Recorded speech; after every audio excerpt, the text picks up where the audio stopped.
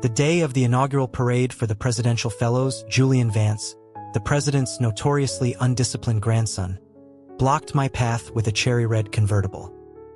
He declared for all the press to hear that the top fellow was prettier than any debutante and should marry him instead, for nights of passion and days of glory. A wave of snickering went through the assembled crowd, turning my face to stone. But that same night, I appeared at his penthouse as requested. My purpose was singular, to shut Julian Vance's insolent mouth for good. "Ethan," he murmured, his voice thick with liquor, "I'm going to tell my grandfather every slanderous thing you've said about me." I wondered aloud if he planned to use that mouth, or perhaps the one a little lower down.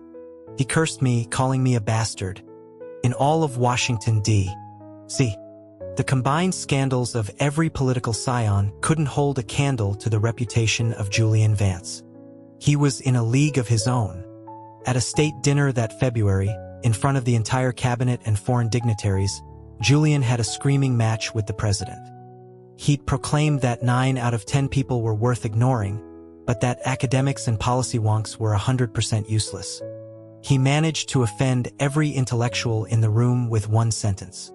The catalyst had been his old professor complaining that Julian still couldn't grasp the fundamentals of constitutional law. The president, a man well into his 70s, was so incensed he actually grabbed a decorative saber from the wall and threatened to thrash him. The two of them did a lap around the grand ballroom, Julian deftly dodging while adding that his prowess in the city's nightclubs was a far more practical skill. He boasted he was a general in the field of carnal warfare, not some silver spoon pretender. With that, he alienated the remaining half of the room, the military brass. The president, pointing a trembling finger, roared that Julian was a disgrace, a mess he couldn't clean up. He lamented ever having Julian's father, who in turn had the poor sense to produce Julian. He swore that if his own son weren't already gone, he'd send him back to the factory for a recall. Julian simply arched an eyebrow, leaning casually against a statuesque hostess. His smile was dazzling, a flash of white teeth and brilliant eyes that could make anyone's heart flutter. He deflected the blame right back, remarking that a child's failings are the father's fault, and since his own father wasn't around, the responsibility fell squarely on his grandfather. Despite the staggering disrespect of his words, the assembled officials just stared at their plates, allowing the family feud to play out with its usual explosive drama. The president's line was thin.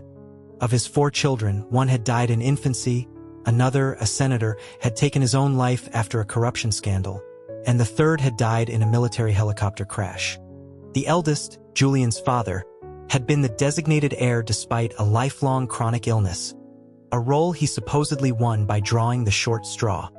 He lasted a few years in the political arena, but the successive deaths of his beloved siblings broke him. He died of a sudden hemorrhage, leaving behind his widow and a young Julian. Consequently, no matter how wild Julian behaved, the president doted on him, pouring every resource into his education, hoping he would one day be ready to lead. Unfortunately, Julian's mind was preoccupied with far more earthly pursuits. The tabloids and gossip blogs were filled with Julian's exploits, embellished with lurid details that were nauseating to read. I tossed a few bills on the coffee shop table and headed back to my hotel. For this fellowship, failure was not an option. 12 years of relentless study had all led to this moment.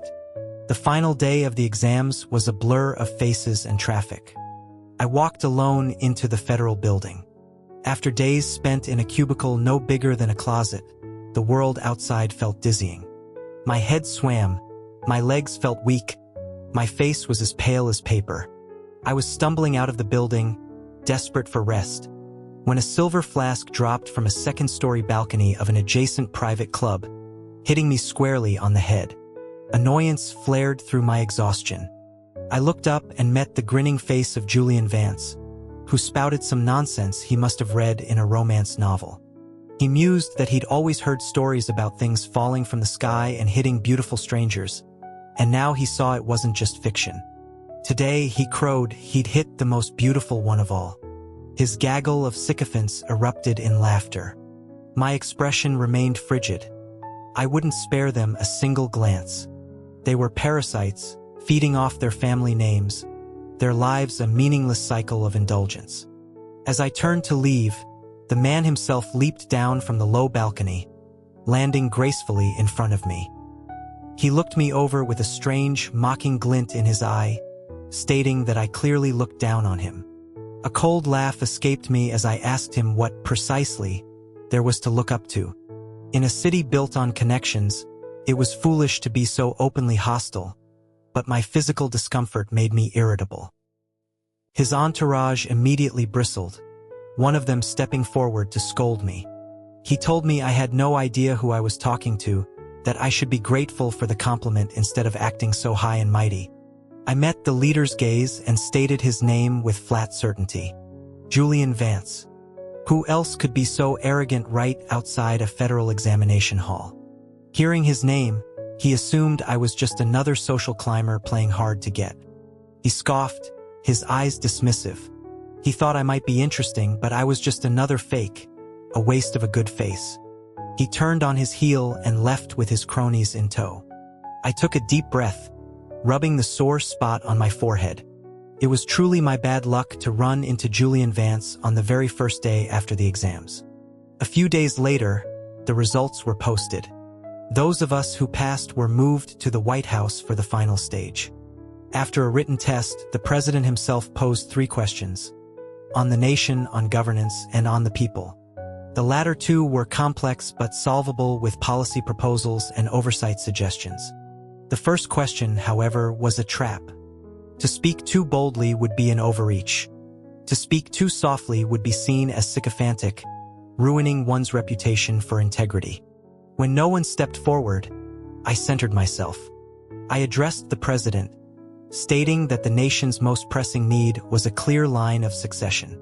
The designated heir, I submitted, must be a person of both character and competence.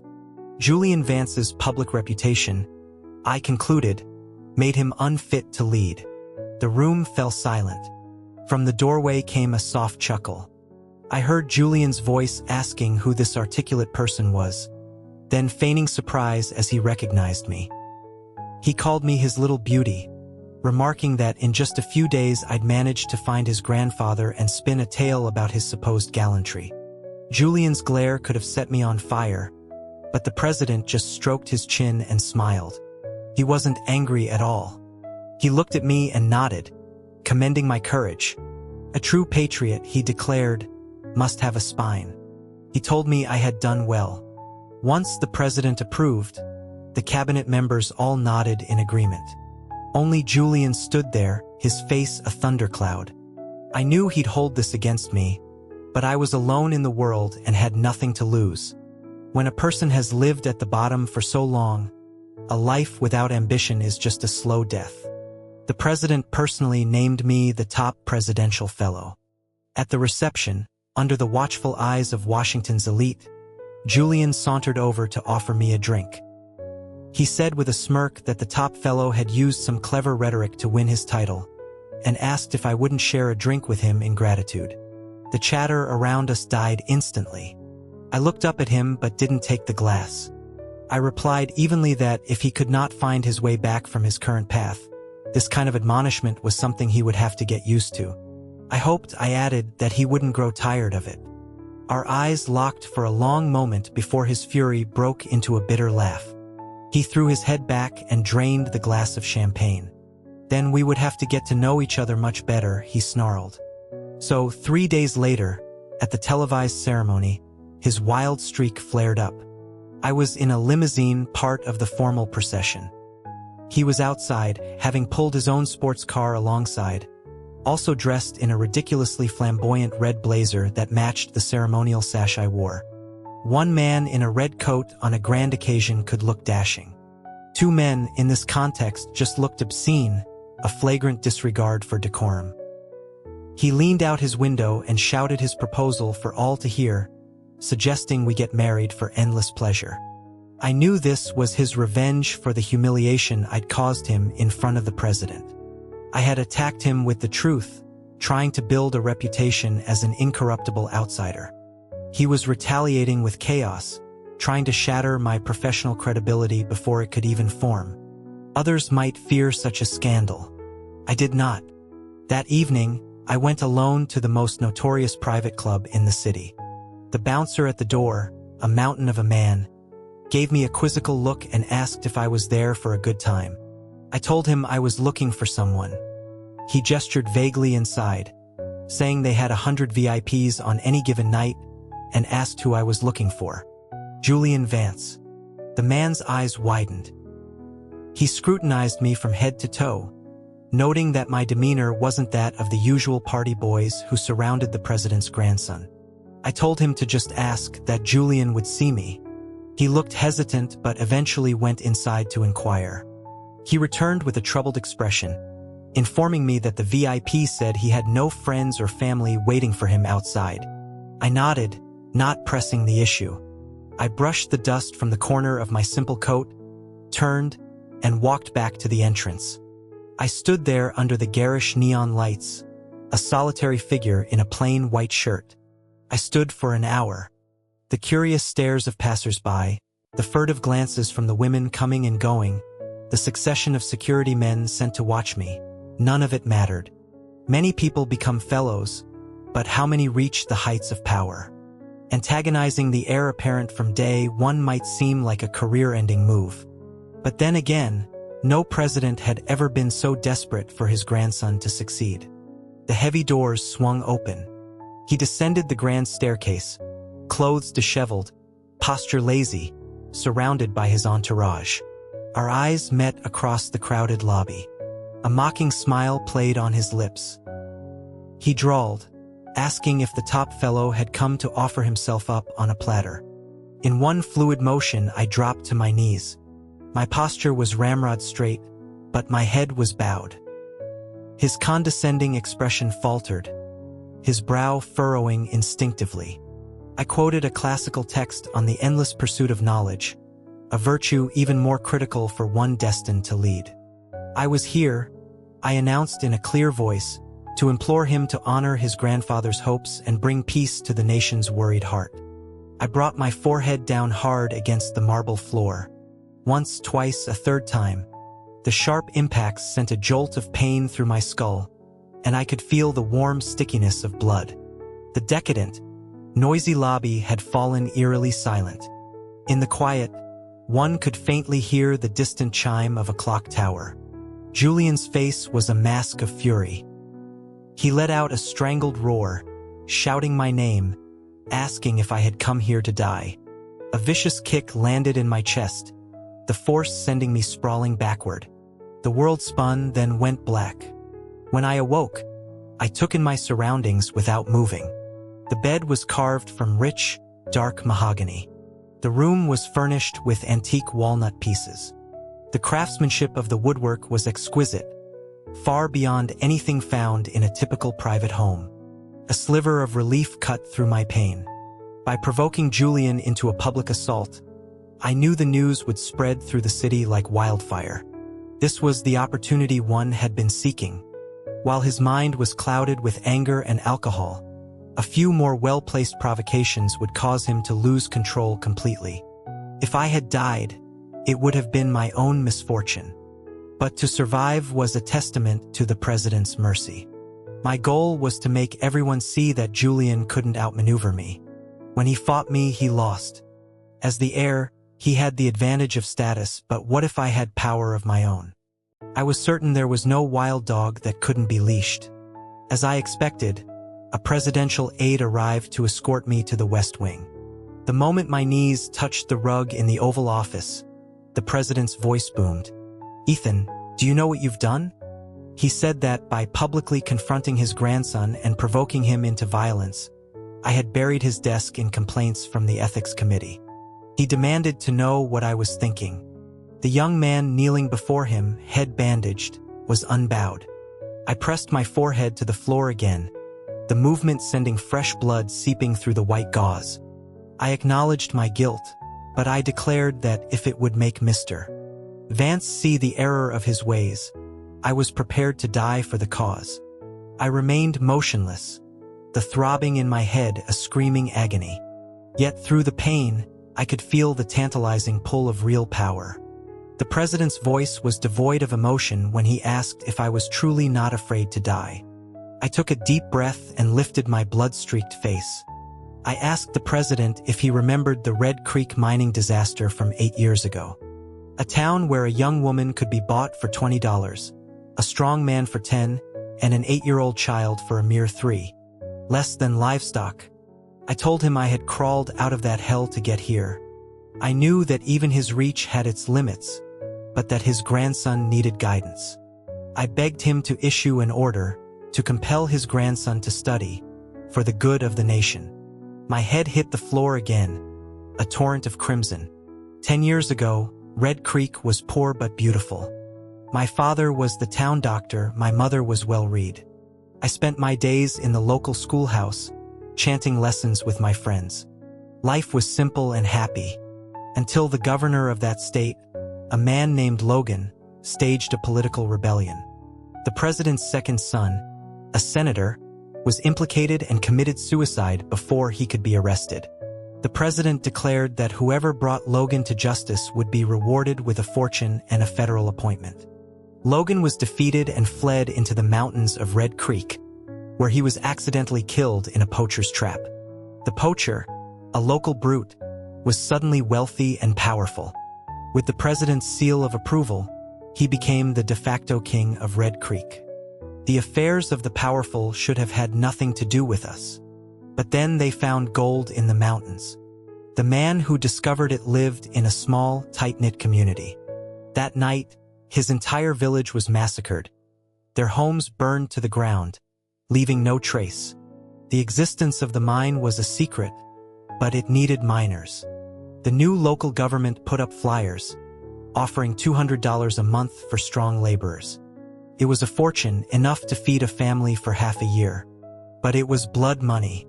The men who went never came back. Only the dead can keep a secret. As the body count rose, they needed more workers. That year, Red Creek descended into chaos. My father saw what was happening and tried to lead our family and our neighbors out through the mountains, but every escape route had been sealed. My parents were taken to the mines. Because I was young and literate, I was put to work logging the mine's output. That's how I witnessed the full horror of that human meat grinder. That same year, the president's eldest son finally succumbed to his long illness, leaving behind an aging father and a 9-year-old Julian. With all of his sons gone, the president, in a fury, dispatched 4 special investigators to audit the country's regional governments. As they neared Red Creek, the poacher-turned-tyrant panicked. He lured all the miners, including my parents, into a deep shaft and sealed all the entrances with boulders. It was a dark, overcast day. I watched them being dragged away, my parents disappearing behind a wall of rock, forever lost to the light of day. They had been carrying me with them, intending to have me continue my work, but after seeing my parents murdered, I collapsed with a raging fever on the road. The man, in a fit of cruel pragmatism, stabbed me through the chest and through my unconscious body from his vehicle. I was found by the president's investigators, who had been tracking him.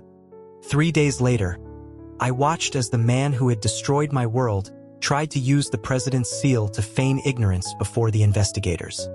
Dragging my weak body forward, I knelt before them. I told them I had memorized the entire ledger, and I begged them to avenge my parents and my people. The lead investigator, stunned, asked if I was telling the truth. I told him I had a perfect memory and did not lie. That autumn, I watched the poacher's head roll. In that moment, I understood that to protect the innocent, one must stand taller and be more ruthless than one's enemies. To be an effective public servant, not just one who spoke of ideals. The president regarded me for a long time. Finally, he spoke. "Julian is unruly. How will you control him? By kneeling and begging?" I rose to my feet, my gaze steady. "An heir like Julian," I said, "requires a different kind of instruction." I was recovering in my hotel room when a decree arrived from the White House. I was being promoted to a senior policy advisor, assigned to the East Wing to personally oversee the education of the president's grandson. Along with the appointment came the keys to a townhouse in Georgetown and a ceremonial riding crop, a family heirloom that had belonged to the president's father. I held the smooth leather in my hands, my heart pounding. The aide who delivered it smiled, congratulating me on my meteoric rise. He advised that if I could successfully mentor Mr. Vance, a cabinet position would be next. He urged me not to disappoint the president. I knelt and gave my thanks. That night, I was taken to the Vance family's private D.C. estate, the riding crop in its case under my arm. Julian was sprawled on a sofa, the picture of indolence. He didn't even bother to look at me, asking how I dared to show my face here. I informed him that I was here on the president's orders, to assist with his studies. His lazy eyes snapped open, blazing with the fury of a cornered leopard. He told me not to push my luck. I feigned ignorance. He let out a cold laugh, rising and stalking toward me. He admitted that at first he thought I was just another pretty face trying to sleep their way to the top, but he had underestimated me. He accused me of being audacious, of using him to win the fellowship, of intentionally provoking him to cement my own reputation as a righteous martyr. He guessed that his entire stunt at the parade had been part of my calculations. He called me a master manipulator. I felt no anger, only a detached amusement. I commended him on his deductive reasoning. His face was like a storm cloud. He demanded to know what I really wanted. I said, lowering my gaze with a faint smile as I slowly unlatched the case, to discipline him. The riding crop. The old man actually gave it to you. I was no match for Julian in a fight. Any attempt to strike him would be symbolic. But faced with the crop and the memory of his public humiliation, he lunged at me, tackling me to the floor. Our clothes were torn in the struggle, skin against skin. My defiant, cool eyes became frantic. A flush spread across my pale face, and I bit my lip until it was bruised and crimson. The crop lay discarded nearby. I struggled to reach it, but Julian pinned me down. His ferocious glare slowly shifted, ignited by a different kind of fire. His Adam's apple bobbed. With a sweep of his hand, he ripped my white shirt open. He looked down at the top fellow, who had been so composed moments before and was now utterly undone, and smiled with satisfaction. He purred that it seemed I had come to offer myself up after all. His hand moved slowly down my waist, dipping into forbidden territory. Julian, I gasped. The next morning, the entire cabinet was shocked to see the president's grandson, usually a ghost at early meetings, sitting quietly in his designated chair. The president was delighted and personally inquired about my health. At that moment, I was in the estate's garden, speaking with his father's former chief of staff. The old man complimented my methods, though he mentioned hearing sounds of a struggle from the room last night and asked if we had come to blows. The memory of the chaotic, desperate intimacy made me lower my eyes. I deflected his praise and told him I needed his help. While Julian was occupied at the White House, I took a list of names the chief of staff had provided and, with a few discreet security agents, paid a visit to every one of Julian's degenerate friends. From a senator's son to a lobbyist's heir, anyone who had ever encouraged Julian's debauchery was beaten badly enough to be bedridden. When Julian left the White House that afternoon, he found only his driver waiting. He asked where everyone was. The driver stammered that they couldn't make it. Julian turned back impatiently, demanding to know what happened. The driver explained that as soon as Julian had left for his meeting, I had gone from house to house with the riding crop, thrashing every one of the young men on my list. None of them would be walking for weeks.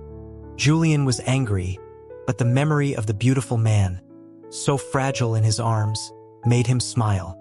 He asked if I had seemed any different today.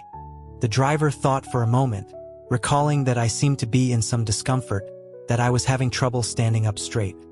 Julian stepped into the car, his smile disappearing into the shadows. The image of my pale wrist clutched in his hand flashed in his mind. Exciting, he thought. He told the driver to go to the senator's house first. For the first time in his life, the The president's grandson was denied entry to a senator's home. The humiliation was so great that he stormed back to the estate, fuming. He roared for me, telling me to get in there. I appeared in the doorway, schooling my features into a look of calm dignity before allowing a hint of anger to surface. My cheeks were slightly flushed, my eyes cold. Precisely the look that drove him wild. He demanded to know what I was doing. The arrogant young man's furious expression softened the moment I stepped into the room. His throat went tight. He said my name, his voice suddenly husky, admitting he'd been thinking about me all day. Years of practice made such lines come easily. As he had hoped, my ears turned red. Julian smiled, pleased with himself. He reached for me, but I flinched back. His smile widened. He asked if I was afraid of him. I told him not to be absurd. When he reached again, I didn't move. His hand closed around my wrist, and with a gentle tug, he pulled me into his arms. I uttered his name, a breathless protest. The body in his arms was tense with panic, while the man holding it was filled with triumph. He whispered that he loved how I could look like an iceberg but act more seductive than any professional. He murmured against my ear that he should have dragged me back to his rooms the moment he first saw me, to fulfill my obvious desire to be beneath him. He asked if he had pleased me last night. I stiffened, pushing against his chest to create distance, but his arm was a steel band around my waist. Everyone thought Julian was just a reckless fool, but he had seen through my schemes time and again. He was no idiot. Being so thoroughly exposed didn't anger me. It thrilled me. I told him that since he had figured it all out, he should let me go. He just raised an eyebrow, a playful smirk on his face. He asked why he would do that. I told him I wanted to talk. About what, he asked. About why the president's grandson, the heir to a dynasty, would pretend to be a fool for so long. And why he had played along with my little drama, letting me walk right into his trap. He feigned confusion, claiming he had no idea what I was talking about. He said he was only interested in discussing carnal matters with beautiful people, not complex political theories. He tried to maneuver me toward the bed, but he didn't know that in the 8 years I spent clawing my way out of hell, I had learned more than just how to read books. I told him that since he was so insistent, it would be rude of me to refuse. My long, slender fingers, calloused from years of writing, traced a line across his skin, making him shiver. Julian froze for a second, then struggled. He demanded to know how I knew martial arts and warned me not to touch him. "Ethan, let me go," he growled. "You wanted to talk? Fine, I'll talk." I told him that I was no longer in the mood to talk. My eyes darted around the room. I grabbed his discarded jacket and used it to tie his hands to the headboard. For the first time, Julian looked genuinely alarmed. My expression hardened as I retrieved the case containing the riding crop. He started to panic, reminding me of his station, that he was the future leader of the nation, that I was his subordinate, that I couldn't defy the natural order of things. A cold smile touched my lips as I tore his expensive, custom-made shirt, mimicking his own actions from the night before. I assured him not to worry, that I wouldn't dare. He looked relieved and told me to untie him. "Not so fast," I said. "I may not dare, but this riding crop was a gift from the president. It has all the authority it needs." "Ethan," he pleaded, his voice cracking. After that incident, I realized that although Julian was clever, he was terrified of losing face. Public reputation was one thing, but the private shame of being disciplined by me was something he would never allow to become public knowledge. I used this to my advantage. I asked him where he thought he was going. He was heading for the door when I blocked his path. He snapped that it was none of my business. I said nothing, merely tightening my grip on the riding crop. I asked if he was going to the study on his own, or if I would have to escort him. "You wouldn't dare," he sneered. I didn't waste any more words. I moved forward, subdued him, and half-dragged him away. As we walked, I taunted him, remarking that for someone who had trained in self-defense since childhood, it was strange that he couldn't even handle me. Was this also part of his act? He just growled my name. He refused to read, so I slapped the writing crop on the desk. I told him if he wouldn't read, we could do something more interesting instead. He raised an eyebrow, a flicker of his old self returning. He asked if I was finally offering myself up completely to inspire him. I told him he was being tiresome. I forced him into the chair, and to shut him up, I gagged him with the handle of the writing crop. The humiliation made his eyes burn with a murderous rage. I stroked his cheek, my touch as gentle as a lover's. I warned him that if he still refused to study, the next thing in his mouth wouldn't be the handle. Seeing the look in my eyes, Julian finally relented, fear overriding his pride. He made muffled sounds of agreement. I pulled the handle from his mouth. To just reading, he grumbled, "I'll do it." He asked what he was supposed to read. I pushed a thick binder in front of him. It wasn't constitutional law or economic theory. It was a collection of case files, detailing corruption and injustice from across the country. On top was the complete file for the Red Creek mining disaster from 8 years ago. He opened it resentfully. The first page was my own testimony. He looked up at me, his eyes wide. I met his gaze without flinching. I told him that the first lesson I would teach him was that if you want to defeat an enemy, you must first understand them. He stared at me. I told him his battle would begin with me. The Red Creek case was a wound in my soul that would never heal. By laying it bare before him, I was showing him the man who had crawled out of that nightmare, showing him the heart I carried. I was showing him what it took to become a good leader. We didn't see each other for 3 days. When we next met, there were dark circles under his eyes. He looked at me and remarked that I was tough, to have survived a fever and a stab wound. He opened his mouth to say something else, his expression full of a pity I didn't want. I cut him off. Now that he had read the file, I asked what would be the appropriate legal punishment for the officials involved. If a new mineral deposit was discovered on private land, what policies would he enact to prevent corporate exploitation and protect local populations? And what would be the proper way to console the victims? For the first time, he didn't retort with a sarcastic comment. After a long silence, he answered each question thoughtfully. I listened, nodding in satisfaction. His answers were naive, but the framework was sound. I pointed out that his knowledge of federal law was weak, but that could be fixed with repetition. I was about to return to my room to draft a report on his progress for the president when he called my name. "Ethan, what happened to your parents back then? It wasn't your fault." I hesitated, then turned back to him. His ears were red, as if he was struggling to find the right words to comfort me. A faint smile touched my lips. "Of course it wasn't my fault," I said. "Did he think I was pushing him to study to atone for my parents' deaths?" I shook my head. This wasn't about atonement. It was about prevention. What's past is past, but the future can be shaped. And my future, I told him, was now entirely dependent on him. I hoped he wouldn't let me down. It was a heavy burden to place on him, but it was the absolute truth. Julian heard my words and his face flushed, a strange mix of emotions in his eyes. After a long moment, he scoffed, muttering that I really knew how to lay on the guilt. A month later, seeing that Julian had truly abandoned his hedonistic lifestyle and was diligently attending meetings and studying, the president summoned me again.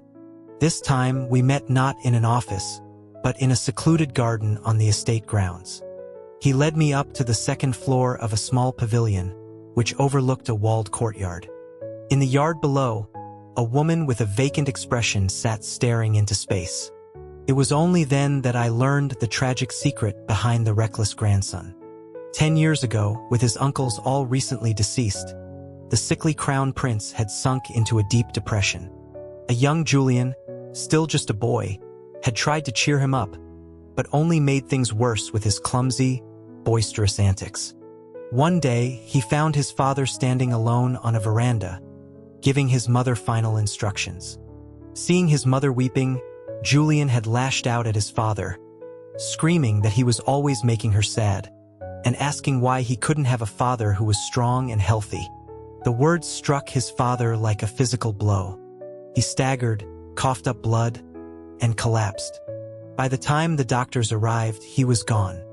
In the blur of grief that followed, young Julian knelt in the courtyard, the birthday present for his father still warm in his pocket, forgotten. He forgot the cheerful words he had planned to say. He forgot that his father's hands had always been warm, and now they were cold. His mother and father had been childhood sweethearts. She was a reasonable woman, but she could not help but resent Julian. She hated him because his father's dying thoughts had been of paving his son's future, yet Julian had sent him to his grave with a heart full of guilt. She never acted on her resentment, which only made the guilt fester in Julian, growing until it became a monstrous, unshakable tree. The president turned to me. "I'm telling you this not so you can use it against him. You must understand, he is the only family I have left. Even if he never becomes a great leader, I will still be his grandfather. The schemes you've used in the past cannot be allowed to harm him. But now that he has feelings for you, you must understand your place." My eyes were clear, free of any ambition. "All I want," I said, "is for the people of this country to have a stable life, enough to eat, and a roof over their heads." "Remember what you've said," the president cautioned, his voice raspy. He seemed to shrink before my eyes, the weight of his office and his years making him frail. "Go," he said. "Be with him. Don't let him be alone." 2 years passed. I rose from senior advisor to Julian's de facto chief of staff. At 23, I was one of the president's closest confidants. Many in the administration resented me, believing I had slept my way into power. They called me shameless behind my back, but to my face, they still had to address me with respect. Julian, too, had transformed. He handled his duties with resolve and a deft touch, earning the praise of even the most cynical old-timers. In recent days, I often accompanied Julian to the president's private residence. The president's health was failing, a consequence of old war injuries and a lifetime of stress. For over 2 weeks, his medical team had been living at the estate, but he grew weaker by the day. With the president so ill, Julian was consumed with grief. But outside the bubble of the family, political maneuvering had begun. If the president died, Julian, as the heir apparent, would be expected to observe a period of mourning. Even if traditions were relaxed, any delay in securing the dynasty with a marriage and an heir created a window of opportunity. The great families of Washington began scheming to place their daughters in Julian's path. Some even lobbied the president directly. The idea took root in the old man's mind. He knew Julian's loyal nature. If he died, Julian would be devastated. And with me by his side, the prospect of a great-grandchild seemed remote. Finally, the president summoned me. I looked up at the man lying in the massive bed, his voice a faint whisper. He wanted me to find a suitable wife for Julian. He wheezed, telling me he knew about our relationship, but Julian needed an heir. He said he didn't have much time left, and he wanted it settled before he was gone. I stood frozen for a long time before slowly kneeling. "As you wish, Mr. President." For several days, the president kept Julian by his side, which gave me time to meet with prominent families. I commissioned portraits of their daughters. Some were gentle and elegant, others poised and sophisticated. Knowing Julian's tastes, I also included a few who were vivacious and spirited. It was raining the day I brought the portfolio of portraits to the estate. I tucked it inside my coat to keep it dry.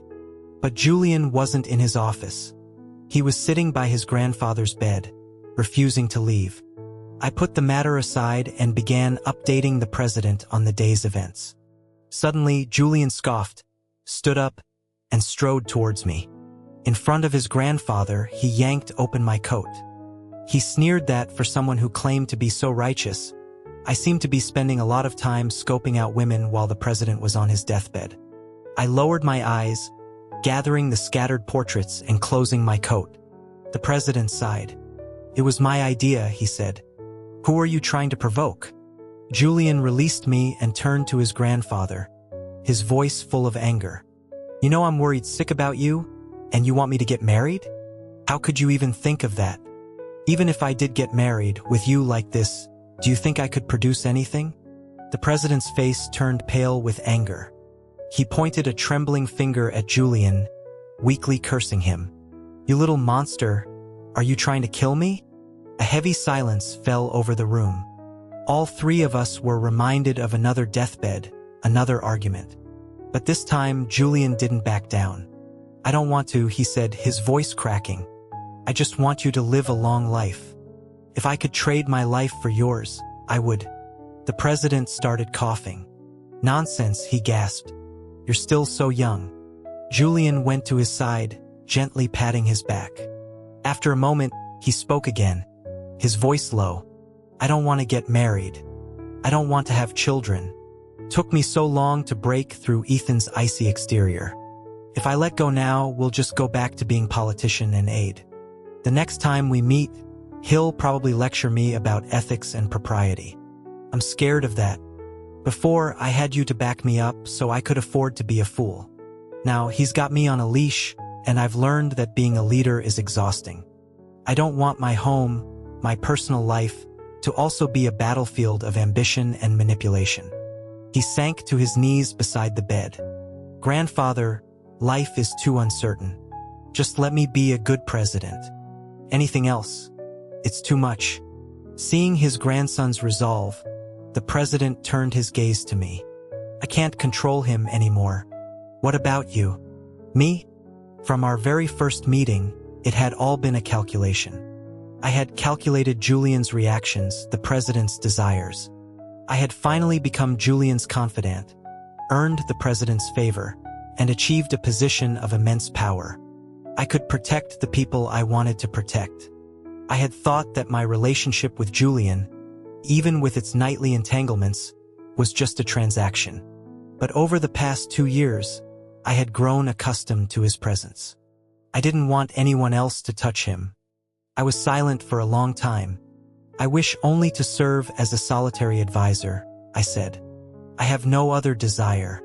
The president didn't press further. He simply dismissed us. But Julian was furious with my choice of words. A solitary advisor, he sneered as we walked through the long, empty corridors. If I were to actually get married, would you offer me your congratulations? He was being sarcastic and cruel, his voice echoing in the marble hall. I didn't react, letting him vent. That night, I kicked open the door to his bedroom and pinned the man who was still muttering curses to his bed. He hadn't been asleep. He had been waiting for me. During the day you act as my matchmaker, but at night you break into my chambers? What kind of treason is this? What are you doing? Get your filthy hands off me, Ethan. Don't think I'll forgive you that easily. We are not finished. I leaned down and silenced his tirade with my mouth. So loud I thought. Red silk scarves were tied to the bedposts, binding his pale wrists. His smooth, resilient skin was dappled with dark red marks, like blossoms on fine porcelain. My voice was low as I picked up the writing crop from the bedside table. This canvas still needs a few more branches, I murmured. I believe I will add them. Ethan, no, please. The arrogant heir of the Vance dynasty, now a flower in full, decadent bloom. I held his hips, my voice a rough whisper. After all this, how exactly are you planning to get married and have children? His body trembled, and his voice broke into a choked sob. Ethan, I'm gonna tell my grandfather everything. Oh? I asked. With which mouth? This one? Or this one? You bastard, he wept. A few days later, a senator whose daughter's portrait had been in the portfolio cornered me after a committee meeting. He asked if the president or Mr. Vance had been pleased with his daughter. I considered for a moment, then told him that the Secretary of the Interior's son was a fine young man, handsome and with excellent character, a perfect match for the senator's daughter. The senator was stunned.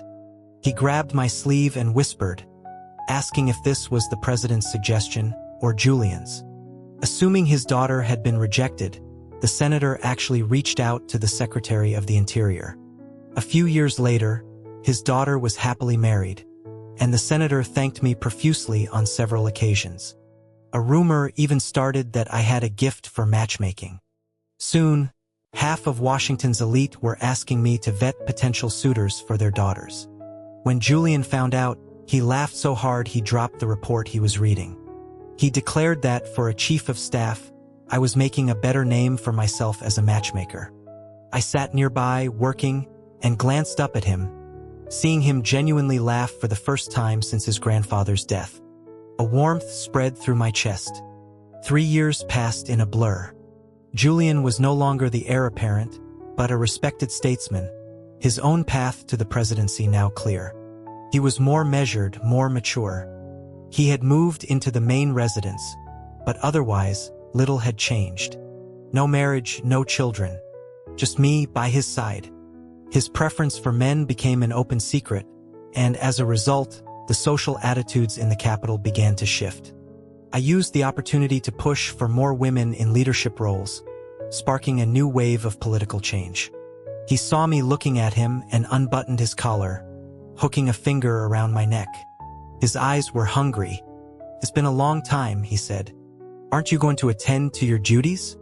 His Adam's apple bobbed, but I held back, gently removing his hand and guiding him back to his desk. I pointed at the stack of briefs. "Mr. Vance, there is still work to be done." He looked at me, exasperated. "Are you even a man?" he grumbled. Seeing that I was ignoring him, he slumped back into his chair and returned to his work. At dusk, the last brief was finally signed. Julian had long since forgotten his peak. He stood up, stretching. Before he could even straighten up, I pulled him into my arms and carried him into the bedroom. He let out a startled gasp, asking what I was doing. I told him I had been thinking about him all day, and I was begging for his attention. "But that's not what you said this afternoon," he protested. I informed him that day and night were very different. "Ethan, this is too different. You're a bastard?" I suggested. "Perhaps. But your mouth is telling a very different story."